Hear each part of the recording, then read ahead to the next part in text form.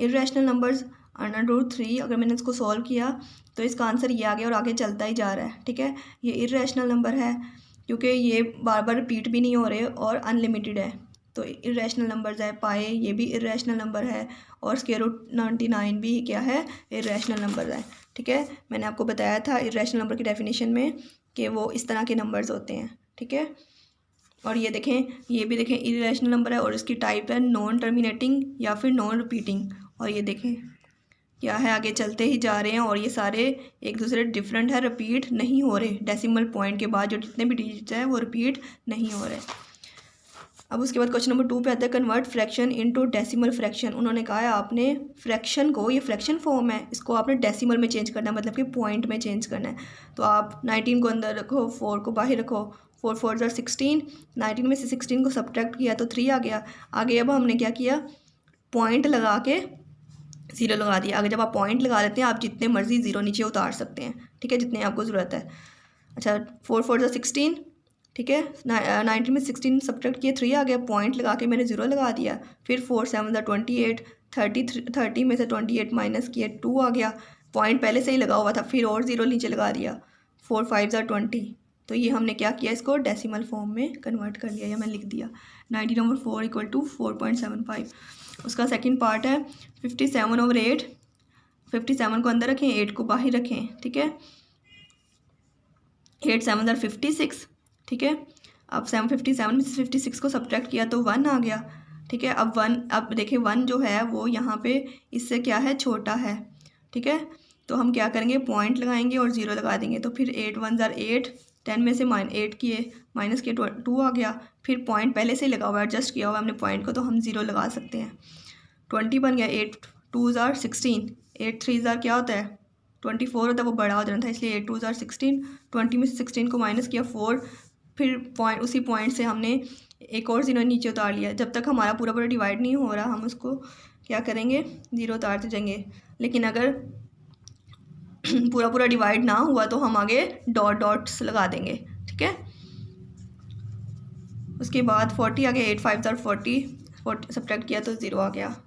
ये क्वेश्चन था 57/8, इसको हमने डेसिमल नंबर में कन्वर्ट कर लिया। ठीक है, उसके बाद क्वेश्चन नंबर 3। क्वेश्चन नंबर 3 वो कह रहा है which of the following statements are true and which are false. कौन सी ट्रू हैं और कौन सी फॉल्स हैं। पहला क्वेश्चन है 2/3 is an irrational number. 2/3 is an irrational number.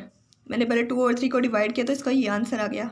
ठीक है, अब इर्रेशनल नंबर की डेफिनेशन क्या थी कि एक तो वो P/Q की फॉर्म में ना लिखे जा सकें। ठीक है, और दूसरी ये कंडीशन थी कि ये देखें इर्रेशनल नंबर की एक तो ये थी कि वो P/Q की फॉर्म में ना लिखे जा सकते, और उसकी जो टाइप्स थी वो थी non terminating and non repeating, के डेसिमल पॉइंट के बाद जो डिजिट्स हैं वो रिपीट ना हो रहे हों और आगे चलते ही जाए up to so on unlimited. तो अब आप ये देखें तो 0.66 है।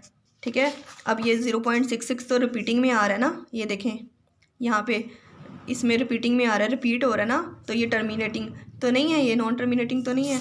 फिर इसलिए हम लिखेंगे ये फॉल्स स्टेटमेंट है। उन्होंने कहा 2/3 is an irrational number. Irrational number की डेफिनेशन मैंने आपको बता दी है कि क्या है, तो इसलिए हम लिख देंगे यहाँ पे फॉल्स स्टेटमेंट। ये लिखने की वैसे ज़रूरत नहीं है, ये तो मैंने इसलिए लिखा था कि जो डिजिट रिपीट हो रहा हो ना, तो 6 रिपीट हो रहा है तो हमने 6 के ऊपर बार लगा दी। बार का मतलब कि ये डिजिट रिपीट हो ही जा रहा है आगे। ठीक है, उसके बाद pi is an irrational number. ये इर्रेशनल नंबर है कि नहीं आपने बताना है, ट्रू है कि फॉल। पाई की वैल्यू क्या होती है 22/7, और 22/7 को जब हम डिवाइड करेंगे तो ये आंसर आएगा। ठीक है, ये इर्रेशनल नंबर है। एक तो ये डिजिट्स रिपीट नहीं हो रहे और ये आगे चलते ही जा रहे हैं, इट मीन्स ये ट्रू स्टेटमेंट है। उसके बाद है 1/9 इज़ अ टर्मिनेटिंग फ्रैक्शन। ठीक है, अब टर्मिनेटिंग कौन से फ्रैक्शन होती है, जो पूरा पूरा डिवाइड हो। ठीक है, मतलब जिसके डेसिमल पॉइंट के बाद डिजिट्स के आ जाएं, फाइनाइट आ जाएं, इस तरह के। ये देखिए ना, टर्मिनेटिंग की एग्जांपल ये है, जिसको हम डिवाइड करें उसका डेसिमल पॉइंट के बाद जितने डिजिट्स हैं वो क्या है, फाइनाइट आ जाएं। ठीक है, मतलब कि जिसकी हमें महदूद पता हो, हद पता हो। ठीक है, तो ये टर्मिनेटिंग फ्रैक्शन है कि नहीं है, क्योंकि 0.111 ये रिपीट हो ही जा रहा है। ठीक है, ये इन डेसिमल पॉइंट के बाद जो डिजिट्स हैं वो क्या हैं, इनफाइनाइट हैं ये। हम इसे फॉल्स लिख देंगे। नेक्स्ट है 4 क्वेश्चन है 3/4 is a terminating fraction. Terminating की डेफिनेशन क्या थी, ये देखें। टर्मिनेटिंग की ये एग्जांपल थी कि जिसके डेसिमल पॉइंट के बाद क्या आ जाए, नंबर ऑफ़ डिजिट्स फाइनाइट आए, मतलब कि पूरा डिवाइड हो। तो ये 3/4 को हमने जब डिवाइड किया 0.75 आ गया, तो ये ट्रू स्टेटमेंट है। इसी तरह 5 करेंगे part. 4/5 is a recurring fraction. अब रिकरिंग को क्या बोलते हैं, रिपीटिंग भी, ठीक है, और नॉन टर्मिनेटिंग भी, सही है। अब रिकरिंग, ये देखें, अब रिकरिंग, रिपीटिंग और नॉन टर्मिनेटिंग एग्जांपल ये वाली है, ठीक है। 1/3 को अगर डिवाइड करें वो रिपीट होता जाए, या फिर इस तरह 2 डिजिट्स भी रिपीट हो सकते हैं और 1 डिजिट भी रिपीट हो सकता है, ठीक है। अब ये देखें 4/5 को जब मैंने डिवाइड किया तो 0.8 आ गया, मतलब डेसिमल पॉइंट के बाद जो डिजिट्स हैं वो फाइनाइट आ गए। और फाइनाइट ये किसकी डेफिनेशन थी, जिसके नंबर ऑफ डिजिट्स फाइनाइट है जो थे वो टर्मिनेटिंग की थी। अब ये क्या है, रिकरिंग है, मतलब कि नॉन टर्मिनेटिंग है, ओके। तो इसलिए हम फॉल्स लिख देंगे यहाँ पे।